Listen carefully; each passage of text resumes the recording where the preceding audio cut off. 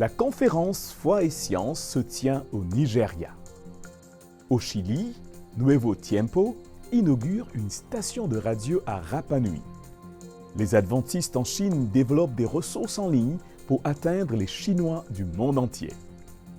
La campagne d'évangélisation aux Philippines se conclut par 240 baptêmes. Ces histoires et d'autres nouvelles de l'Église adventiste du monde entier, maintenant sur ANN.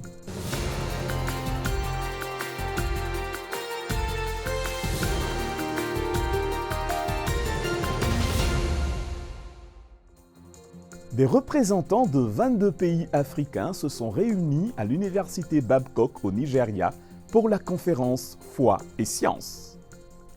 L'événement de 10 jours s'est concentré sur la façon dont la foi et la science peuvent enrichir notre compréhension du monde. Dans le cadre de ces efforts pour équiper l'Église avec les connaissances nécessaires dans le domaine de la foi et de la science, la Conférence générale des adventistes du 7e jour, en collaboration avec la division du centre-ouest de l'Afrique, a organisé une réunion de 10 jours sur le thème de la foi et de la science à l'Université Babcock au Nigeria.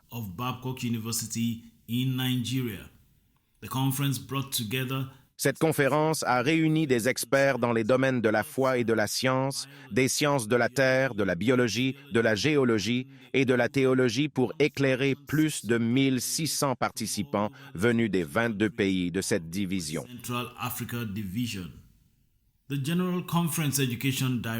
La directrice de l'éducation de la conférence générale, Dr. Lisa Beardsley Hardy, son homologue en charge de l'éducation, le Dr. Juvenal Balizassa et Dr. Ronnie Nallen de l'Institut de recherche en géosciences expliquent pourquoi cette conférence se tient maintenant. Cette conférence est d'un très haut niveau. Nous disposons des meilleurs experts, notamment des représentants de l'Institut de recherche en géosciences. L'une des différences de cette conférence est que nous avons aussi des exposés locaux qui permettent de comprendre la géologie locale, par exemple.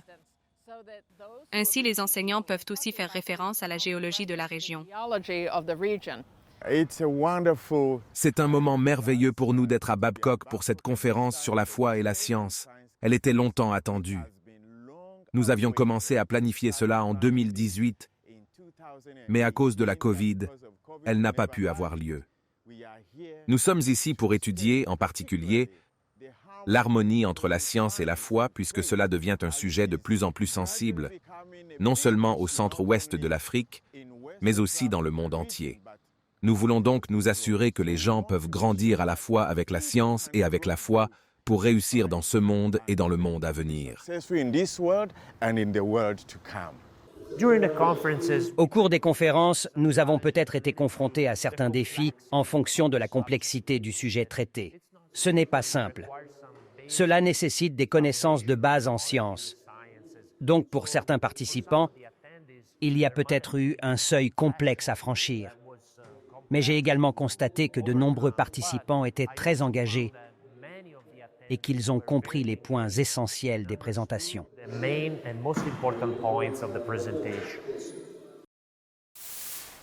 Le signal d'espoir a maintenant atteint l'une des îles les plus éloignées du Pacifique Sud, l'île de Pâques, également connue sous le nom de Rapa Nui.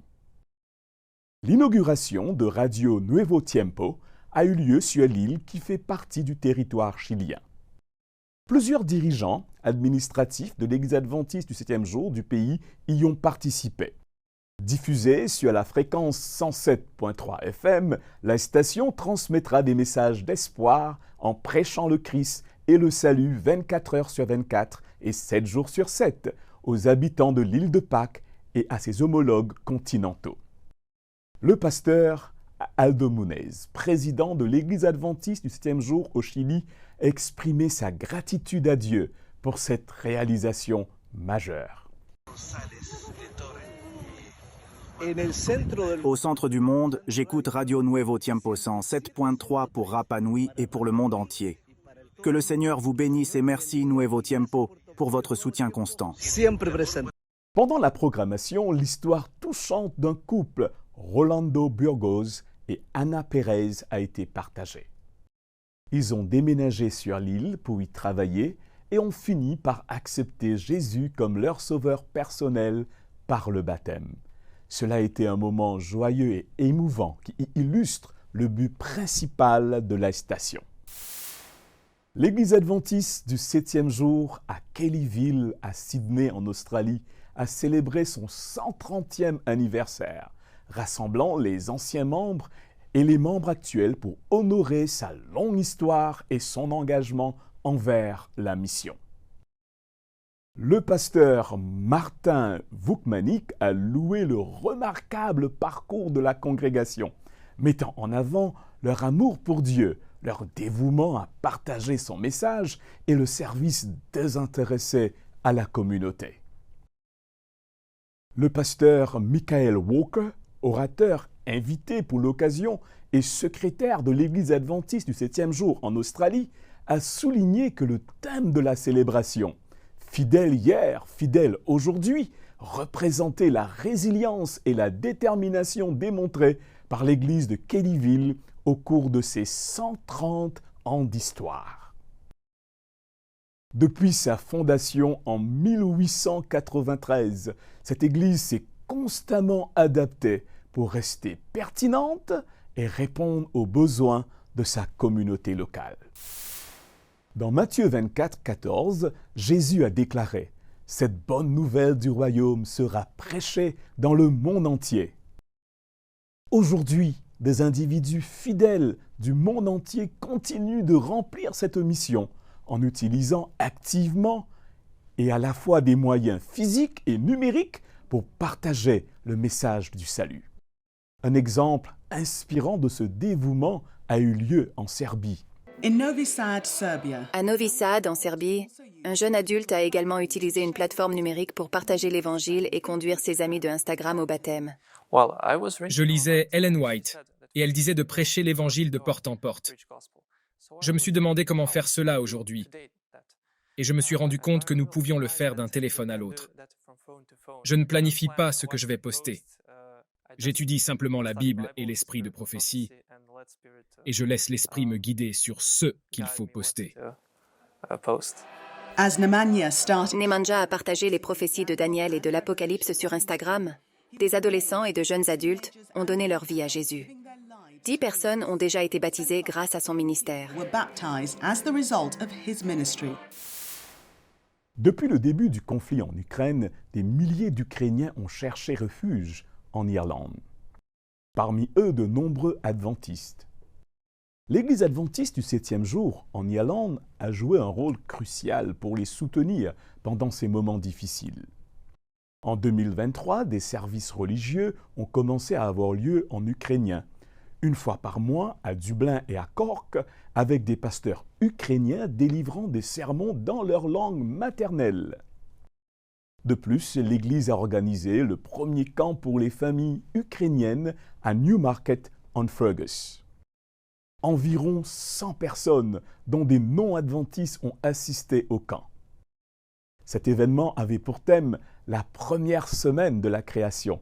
Le thème soulignait l'importance de Dieu, de la famille et du sabbat pour mener une vie qui reflète le paradis sur terre. Les enfants ont pris plaisir à jouer, à chanter et à participer à une variété d'activités. Et la nourriture saine et délicieuse qui était proposée a enrichi l'atmosphère dynamique du camp. Le département de la communication de l'Église adventiste du 7e jour à l'échelle mondiale produit 4 programmes hebdomadaires en plus des actualités ANN. Ces programmes sont ANN In-Depth, Portrait ANN, This Week in Adventist History et un message spécial de pasteur Ted Wilson. Présenté par Sam Neves, directeur adjoint de la communication au siège mondial de l'Église adventiste, ANN In-Depth est un programme qui explore de manière approfondie et analytique des sujets d'aujourd'hui en s'appuyant sur des discussions avec des professionnels de l'Église adventiste. Aujourd'hui, nous recevons Heather Dunsmall. Heather, bienvenue à AN In-Depth. Merci, heureuse d'être ici. Vous êtes la directrice des ministères des femmes de l'Église adventiste du 7e jour depuis plusieurs années. Cela signifie que vous avez parcouru le monde entier et rencontré au moins des dizaines de milliers de femmes. Oui. Avez-vous vu une évolution des problèmes que les femmes doivent affronter depuis que vous êtes responsable? Alors oui, cela fait 17 ans que je suis directrice et j'étais ici 3 ans auparavant. Cela fait donc 2 décennies. Oui, Beaucoup a changé en 21 ans. beaucoup a changé. Portrait ANN présenté par Alyssa Truman, directrice de l'information d'ANN, présente des histoires inspirantes sur le pouvoir transformateur de la fidélité de Dieu sur la vie des dirigeants de l'Église adventiste du 7e jour. Bienvenue, Siku. Alors disons-le de suite.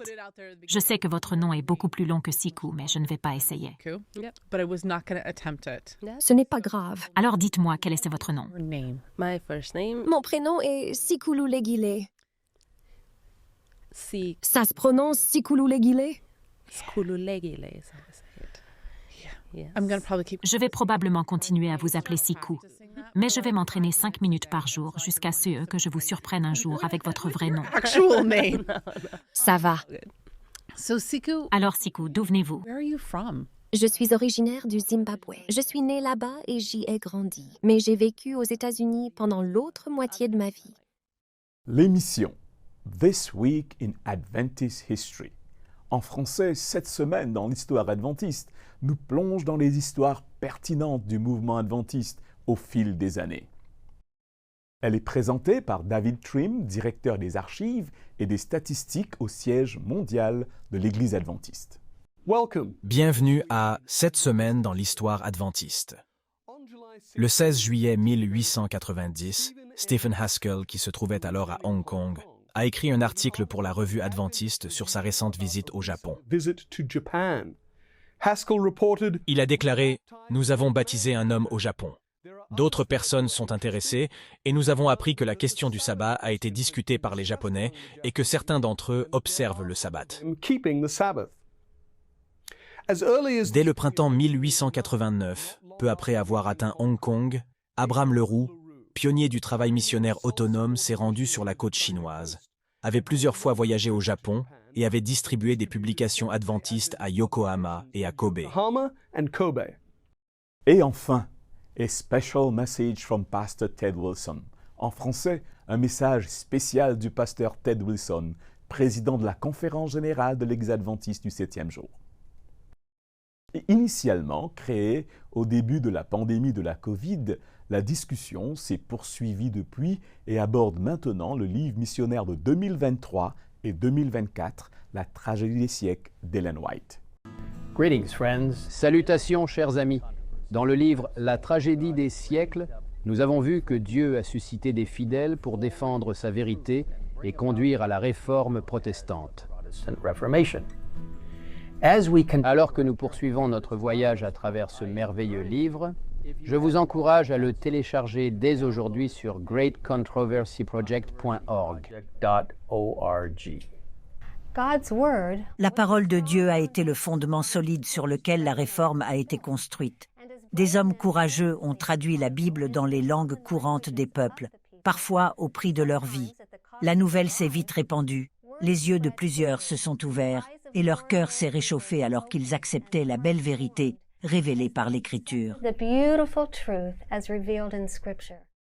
Chaque semaine, nous partagerons les nouvelles du département de la communication au siège de l'Église adventiste mondiale.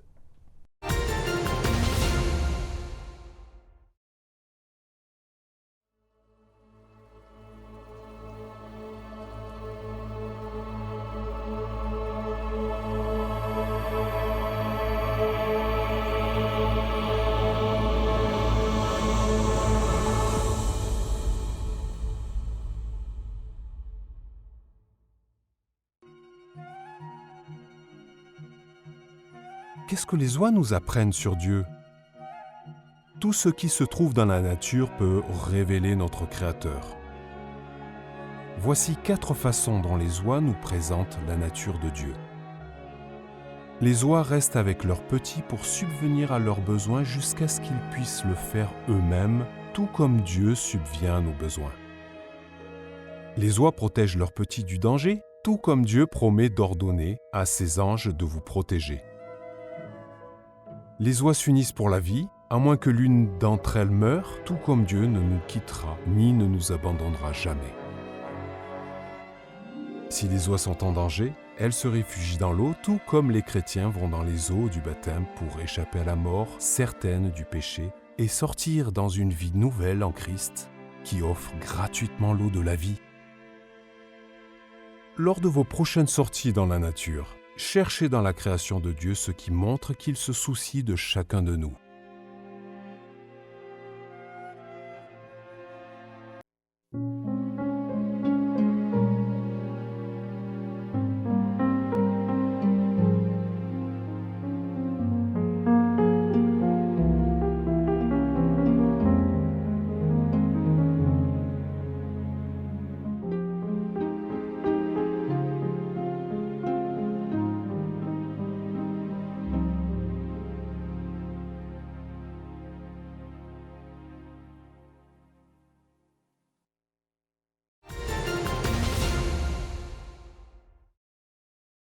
ADRA, l'Agence humanitaire mondiale de l'Église adventiste du 7e jour, soutient les réfugiés et les familles déplacées grâce à des programmes qui supposent la distribution de nourriture, l'attribution d'un abri d'urgence, l'éducation, les soins de santé et le soutien aux moyens de subsistance.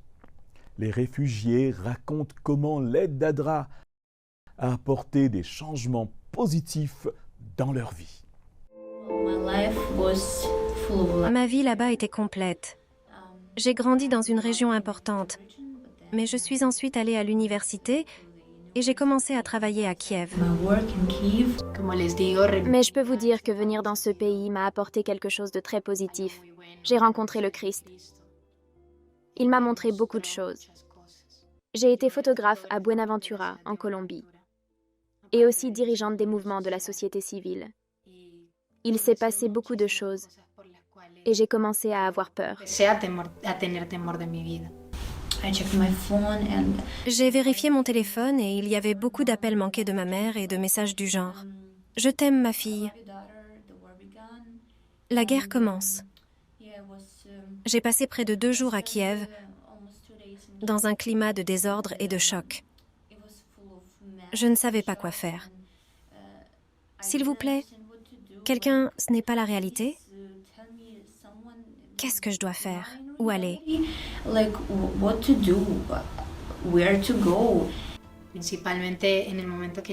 Une fois où j'ai eu le plus peur, un homme se fichait du fait que j'étais assise et a commencé à tirer. Il a pris mes affaires et celles des autres personnes avec moi.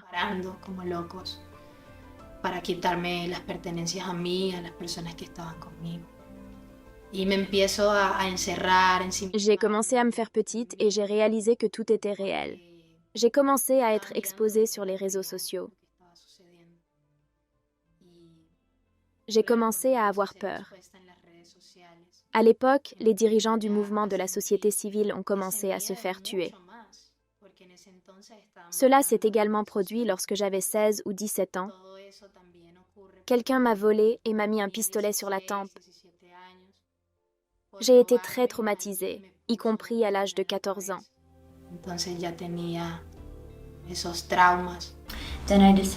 J'ai alors décidé qu'il n'y avait pas vraiment de sécurité à Kiev. Je suis allée dans ma ville natale, dans la région de Kiev. J'y ai passé du temps, mais j'ai quand même compris que ce n'était pas bon pour ma santé mentale. J'ai décidé de partir pour l'Ukraine occidentale. Le fait que l'Allemagne n'a pas pu assurer la sécurité de ses citoyens m'a choquée. Les règles allemandes sont strictes et vous devez les respecter scrupuleusement. Le plus grand défi est de tout recommencer. Il n'est pas facile de laisser toute sa vie derrière soi. Tous les projets que vous avez recommencent à zéro.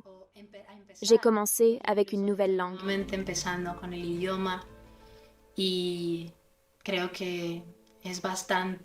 Vous avez besoin de beaucoup de force et je l'ai trouvé dans le Christ. Pour moi, c'était difficile parce qu'en Ukraine, vous pouvez tout obtenir rapidement si vous le souhaitez, si vous en avez vraiment besoin. Et c'est beaucoup plus facile. Il y a des règles, mais Il n'est pas nécessaire de suivre toutes les règles comme ici, par exemple.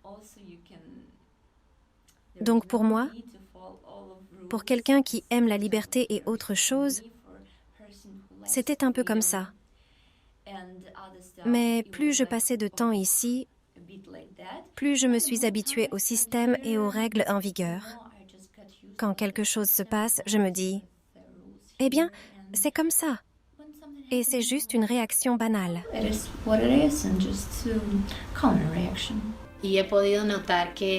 j'ai constaté que lorsque vous êtes un réfugié, les gens nous regardent de manière différente.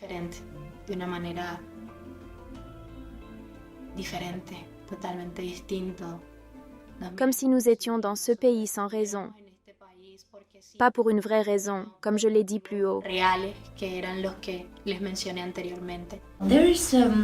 Il y a un cliché ou une vision qui veut que si vous êtes un réfugié, c'est parce que vous êtes pauvre ou sans abri ou ce genre de choses. Mais ce n'est pas le cas. Nous sommes des gens normaux, comme les autres Européens, et nous avions notre vie.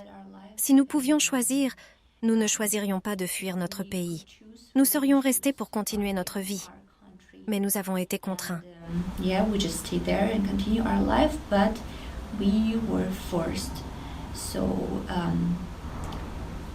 J'aimerais simplement que les Européens comprennent que le réfugié n'est pas une chose que vous pouvez traiter avec moins de respect ou quelque chose du genre. Nous sommes comme vous.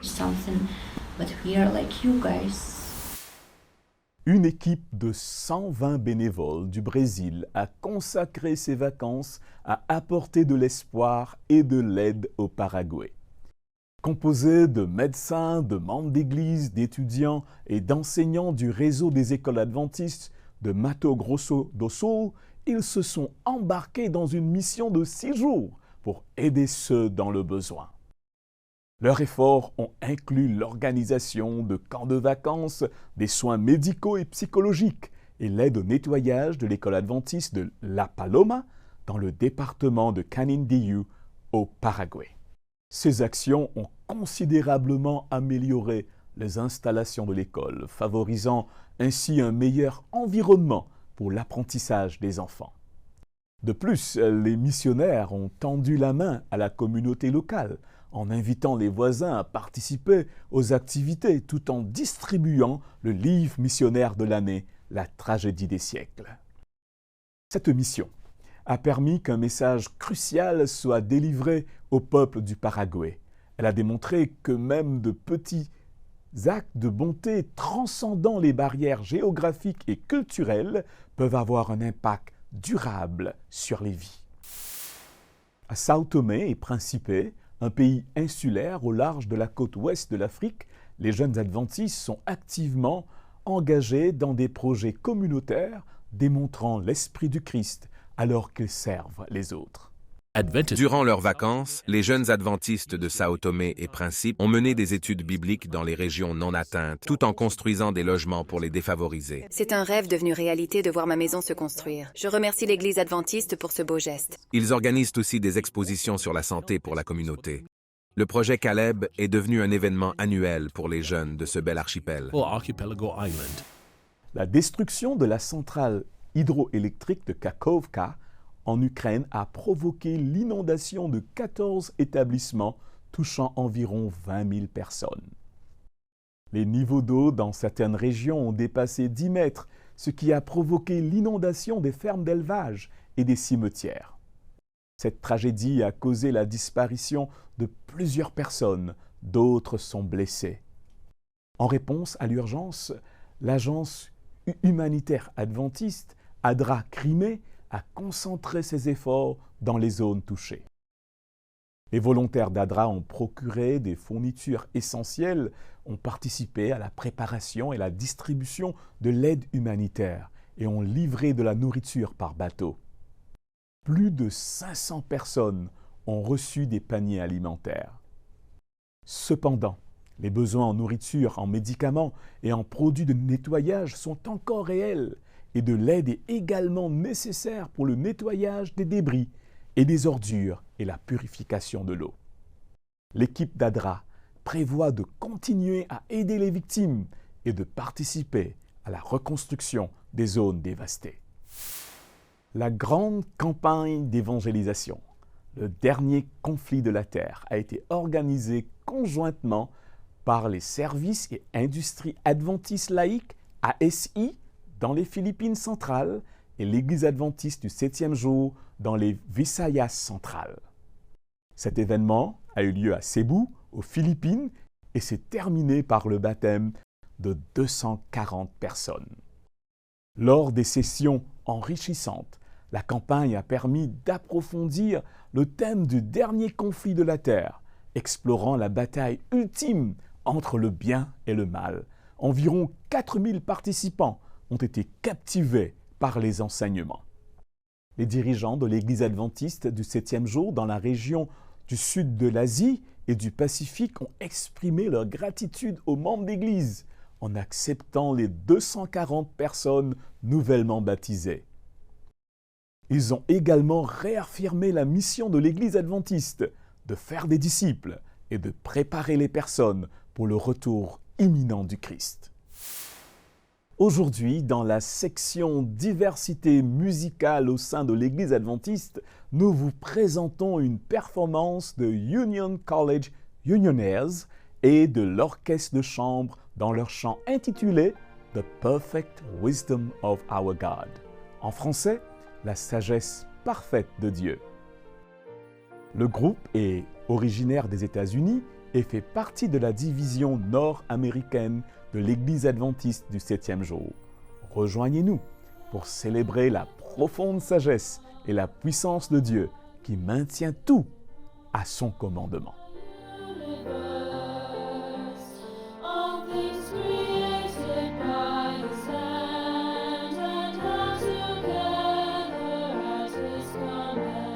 Pour visionner l'intégralité de la vidéo sur la chaîne YouTube officielle de l'Église, rendez-vous sur youtube.com/adventist.org/church. Merci d'avoir suivi ANN. Rejoignez-nous la semaine prochaine pour plus de nouvelles du siège de l'Église adventiste du 7e jour. Saviez-vous que l'Église adventiste du 7e jour a une chaîne YouTube où vous pouvez regarder ANN Vidéo, ANN In-Depth et plein d'autres vidéos étonnantes sur la prophétie, la santé et l'étude de la Bible. Cliquez sur le bouton s'abonner pour ne jamais manquer une nouvelle vidéo.